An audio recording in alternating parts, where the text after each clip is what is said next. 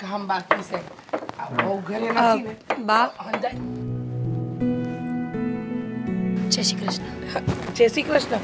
પણ મીરાબો, તમે એકલા કાં આવી ગયા?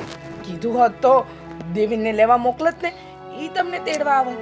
બા દેવેનભાઈને કેટલા ધક્કા ખવડાવવાના, અને આમે એના કામમાં નવરા ન હોય, અને તમારા દીકરા નવરા નહોતા ને, તો મને થયું કે હવે હું એકલી જ વહી જાઉં, અને એમાં વાંધો શું છે?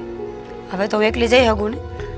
હા, તમે એકલા આવી જઈ શકો, પણ આ તો આદિત્ય કે એને ઘણું કામ છે, એ આવા તૈયાર નહોતો, એટલે મને થયું કે હું દેવેનને મોકલી દત.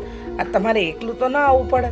અને હા, બપોર દીના તડકામાં ખોટા દોડધામ કરવી એના કરતાં ઘરની ગાડીમાં આવી જાવ ને એમ. હા બા, વાત તો સાચી છે તમારી,